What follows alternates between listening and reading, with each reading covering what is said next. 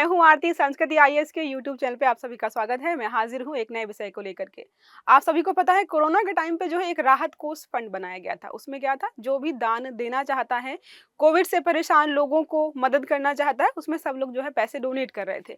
अभी हाल ही में जो है डाटा जारी किया गया है जिसमें बोला जा रहा है कि कोरोना खत्म होने के बाद या फिर जो है जो सरकार की तरफ से जो मदद मुहैया कराई जा रही थी वो बंद होने के बावजूद भी हजारों करोड़ों रुपए जो है उस जो है कोष में अभी भी आ रहे हैं और आ चुके हैं। तो यहाँ पे हम देखेंगे कि आखिरकार इतना पैसा, लगभग माना जा रहा है कि 12 करोड़ यहाँ पर जो है 12 करोड़ से भी ज्यादा रुपए हैं जो कि अभी मिले हुए हैं इस अकाउंट में। 900 देखिए 912 करोड़ है यहाँ पर, तो लगभग 1200 करोड़ है, वो भी हम अलग अलग डिस्ट्रीब्यूट किया गया क्योंकि कुछ दान है, जैसे 912 करोड़ रुपए दान के रूप में है और उसका इंटरेस्ट भी मिल रहा है। इतने सारे रुपए अगर आप एक जगह रखेंगे तो उसका इंटरेस्ट भी मिलता है। तो 1200 करोड़ रुपए जो है यहाँ पर जारी किए गए हैं। तो इनको देखेंगे कि सरकार जो इन पैसे का आखिरकार इस्तेमाल कहाँ पर कैसे करती है। जब ये फंड बनाया गया था, राइट टू इन्फॉर्मेशन के तहत बहुत सारे लोगों ने यहाँ पे जो है याचिका दाखिल की थी कि हमें जानना है कि इस पैसे का इस्तेमाल सरकार कब और कैसे करने वाली है और कितने कहाँ से पैसे आ रहे हैं, क्योंकि काफी लोगों का ये मानना था कि बहुत सारा ब्लैक मनी जो है इस कोष में जमा हो रहा है जो वाइट हो जाएगा क्योंकि दान के रूप में जा रहा है। तो उस समय जो है कोरोना के टाइम में बहुत सारे सवाल इस पर उठ रहे थे। तो आज के जो न्यूज में हम यहाँ पढ़ने वाले हैं कि कोविड महामारी के बाद वर्ष में पीएम केयर फंड्स में जो है 912 करोड़ रुपए का योगदान अभी भी यहाँ पर मिला हुआ है। तो कैसे आया है, कहाँ से आया है, कितना भारतीयों ने दिया है, उसमें आपको पता है विदेशों से भी पैसा आ रहा था, तो विदेशी व्यक्तियों के द्वारा भी यहाँ पर दान किया गया है। सब यहाँ पर हम समझने का प्रयास करेंगे। क्लासेस स्टार्ट हो उसके पहले आपको बता दूं कि संस्कृति आईएएस की ऑफलाइन क्लासेस जो है मुखर्जी नगर में फिर से स्टार्ट हो गई है। तो जो बच्चे भी एडमिशन लेना चाहते हैं वो जो है इस नंबर पर कॉल कर सकते हैं 9555124124। सारे सुरक्षा मानकों और सुविधाओं को यहाँ पे बहुत अच्छे से ध्यान में रख के क्लासेस स्टार्ट की जा रही है। साथ में आपका न्यू ईयर भी आ रहा है, अप टू 75% ऑफ मिलेगा सारे कोर्सेज में। तो जो बच्चे भी पढ़ना चाहते हैं ऑनलाइन या ऑफलाइन के माध्यम से, हमारी बेस्ट फैकल्टी यहाँ पे आपको गाइड करने वाली है। बता दूं, अगर आप जीएस का कोर्स ज्वाइन करते हो जो कि ऑफलाइन है, इतने प्राइस में शायद आपको कभी मिला भी नहीं होगा, तो जो बैच है मात्र 55,000 में। लाइव बैच है जीएस का ओनली जो है मात्र 55,000 में। अगर सी सेट के साथ ज्वाइन करेंगे तो 60,000 में। अगर वीडियो कोर्स ज्वाइन करना चाहते हैं आप किसी भी जीएस का जैसे हो गया तो आपको वो मिल जाएगा 50,000 में। बाकी कोई भी कोर्स ज्वाइन करना है इस नंबर पर जो है कॉल करके एक बार आप सारी जानकारी यहाँ से ले लीजिएगा, ठीक है। अब आते हैं हमारी न्यूज़ पर कि चर्चा में क्यों है। तो चर्चा में है क्योंकि बताया जा रहा है कितना सारा पैसा है अभी भी आ रहा है इस फंड में। देखिए क्या लिखा हुआ है, पीएम केयर फंड को 2022-23 के दौरान, अब आपको पता है 2022-23 उस समय भी थोड़ा बहुत कोरोना था लेकिन जो है काफी हद तक जो है कंट्रोल हो गया था। स्वैच्छिक योगदान जो भी इसमें योगदान दिया गया था वो स्वैच्छिक था, किसी पर भी जो है दबाव नहीं डाला गया था, अपने मन से लोग जो है यहाँ पर दान कर रहे थे। 909.64 करोड़ रुपए और विदेशी योगदान के रूप में यहाँ पर 2.57 करोड़ रुपए प्राप्त हुए हैं। तो इतने सारे रुपए यहाँ पर जो है कोरोना के जो फंड बनाए गए उसमें प्राप्त हुए हैं क्योंकि कोविड महामारी के बाद भी दान आना जारी रहा। फंड को ब्याज से भी आय मिली है। अब जाहिर सी बात है इतना पैसा अगर आप कहीं रखेंगे तो उससे अच्छी खासी मात्रा में ब्याज भी मिलेगा। तो 170.38 करोड़ रुपए का ब्याज मिला है, जिसमें से 154 करोड़ रुपए जो है नियमित खातों पर ब्याज से और जो है 16.07 करोड़ जो है विदेशी योगदान जो मिला था उसके ब्याज से यहाँ पर जो है इतने सारे रुपए इनको मिले हैं, ठीक है। ये समझने का प्रयास कर रहे हैं। अब यहाँ पे बात करें अगर कि इनका इस्तेमाल कैसे कैसे किया गया, तो सरकार ने बहुत सारी कल्याणकारी योजनाओं में लगाया है।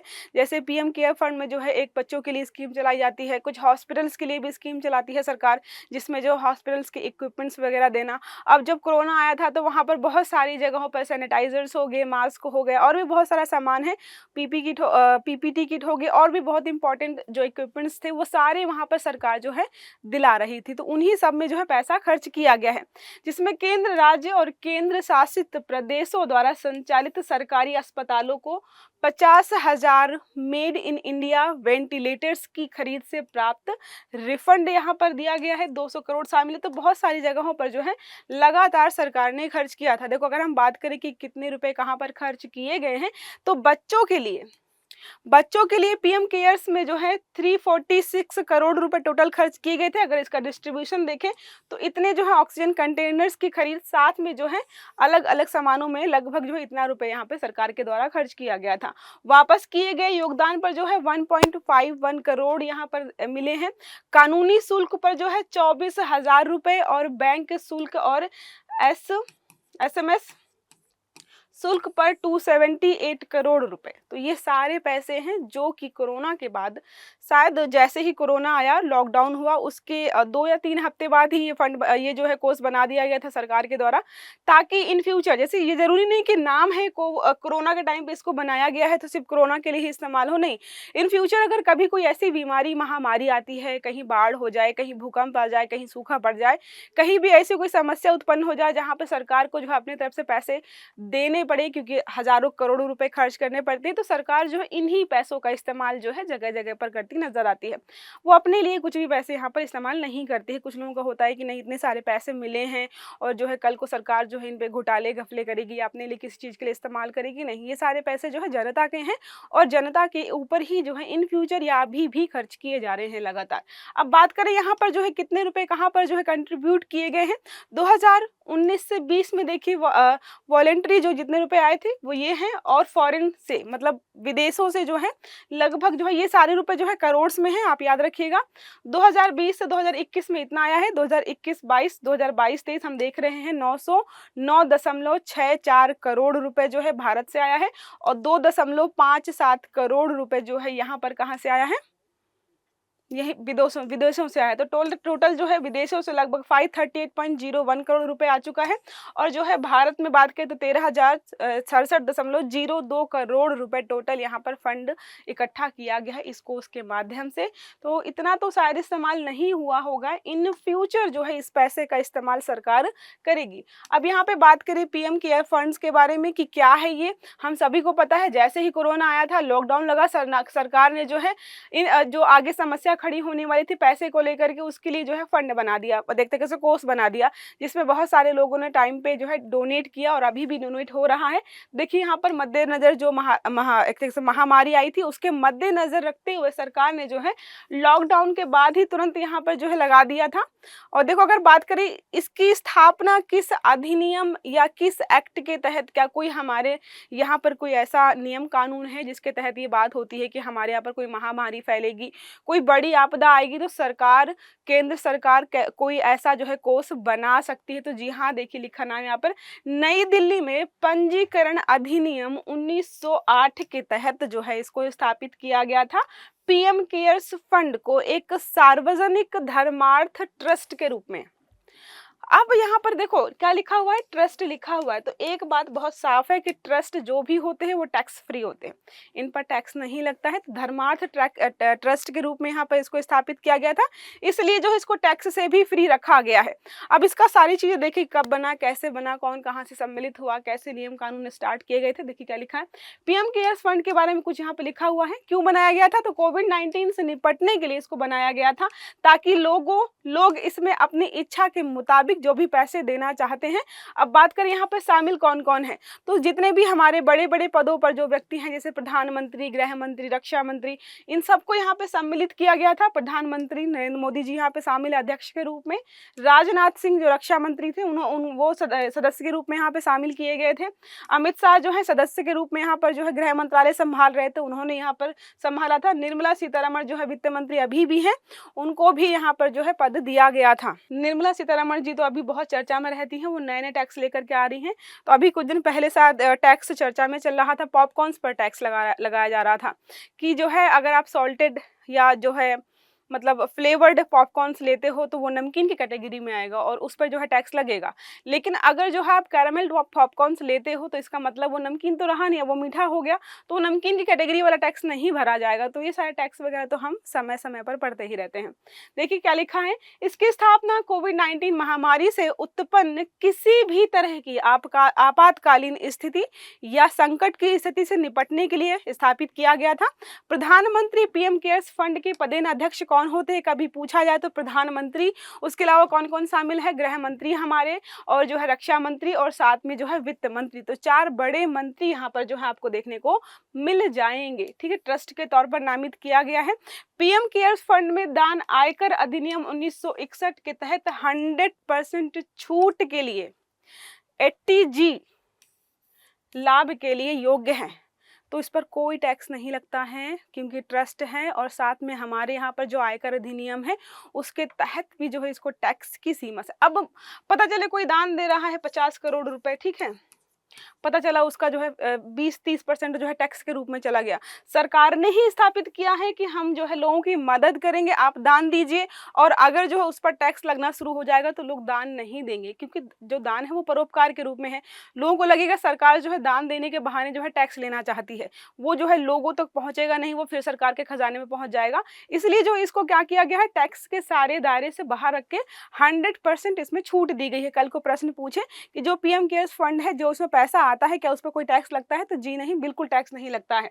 पीएम केयर्स फंड में दान कंपनी अधिनियम की धारा, जो अधिनियम जो हमारा 2013 का है, कॉर्पोरेट सामाजिक उत्तरदायित्व व्यय के रूप में गिने जाने के लिए भी योग्य होगा।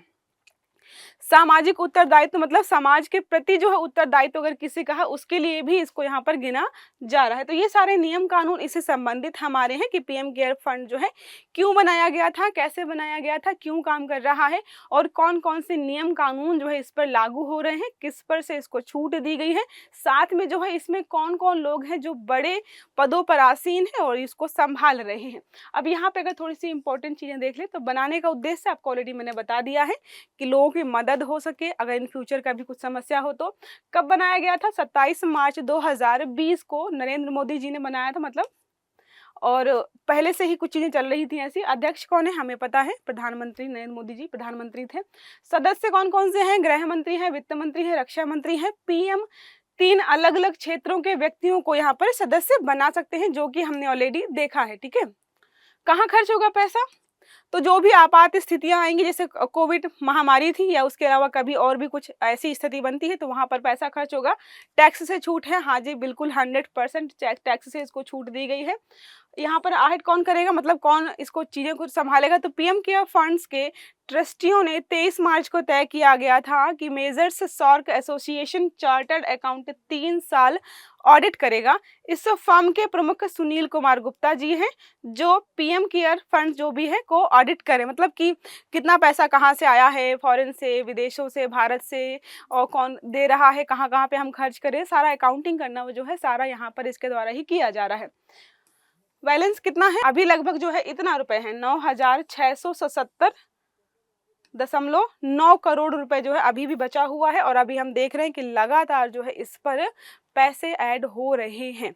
तो ये रही हमारी आज की छोटी सी न्यूज़ थी, जिसमें हमने पढ़ा कि जिनके मन में है कि हाँ यार कोरोना के टाइम पे जो है पीएम केयर फंड बनाया गया था, शायद अब तो बंद हो गया होगा क्योंकि कोरोना चला गया, तो नहीं, अभी बना हुआ है वो कोर्स, और जो उसमें लगातार पैसे आ रहे हैं, इन फ्यूचर भी आते रहेंगे, क्योंकि सरकार को नहीं पता है, किसी को भी नहीं पता कल को कैसी समस्या जो है हमारे सामने खड़ी हो जाए। ओके, तो ये रहा हमारा छोटा सा आर्टिकल, जिसमें हमने सारी चीज़ों को अच्छे से कवर किया है। आई होप आपको समझ में आया होगा। अगर क्लास अच्छी लगी हो तो लाइक करिएगा, चैनल को सब्सक्राइब करिएगा, बेल आइकन जरूर दबाइएगा, ताकि सारे जितने भी हमारे आर्टिकल्स हैं वो आपको टाइम से मिलते रहें। अच्छे से पढ़िएगा। Have a good day. Thank you.